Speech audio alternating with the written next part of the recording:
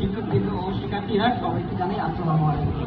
বিতর্ক চর্চায় বিতর্ক চলবে। আজকে বিতর্কের বিষয় নির্ধারিত হয়েছে ছাত্রছাত্রীদের মাঝে সততা ও নিষ্ঠাবোধ জাগ্রত না করলে দুর্নীতি রোধ করা সম্ভব নয়। আমরা এই জায়গায় বিতার্কিক বন্ধুদের সাথে দ্বিমত পোষণ করছি। আমরা এখানে বলতে চাচ্ছি যে শুধুমাত্র সততার মাধ্যমে নয়, প্রযুক্তি নির্ভর নজরদারি, জবাবদিহিমূলক প্রশাসন, মিডিয়া স্বাধীনতা ও রাজনৈতিক সদিচ্ছার মাধ্যমেও দুর্নীতি রোধ করা যায়।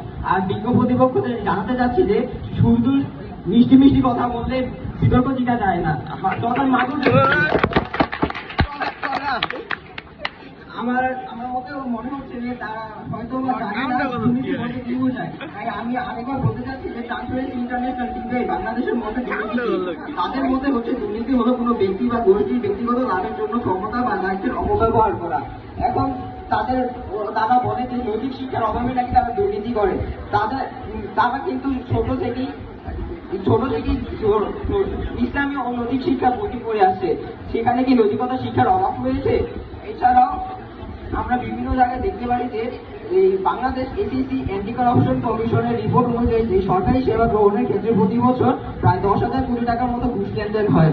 তারপর আর গত 15 বছর বাংলাদেশ থেকে 28 উপায় দুর্নীতির মাধ্যমে 2.3 বিলিয়ন মার্কিন ডলার অবৈধভাবে পাচার হয়েছে, এমনটা বলা হচ্ছে শ্বেতপত্রে।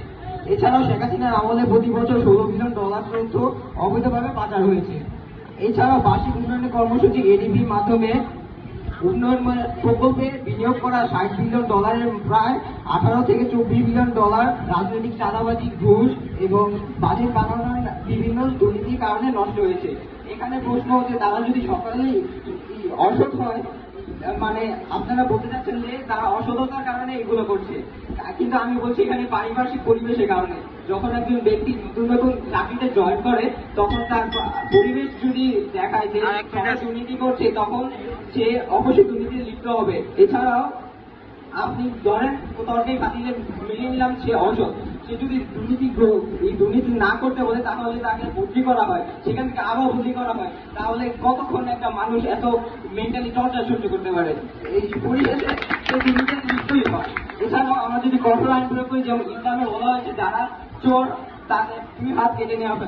এই ধরনের যদি দৃষ্টান্তমূলক আইন যদি আমরা প্রয়োগ করতে পারি তাহলে পরবর্তীতে তারা ভয়ও অনেকে দুর্নীতি করবে না।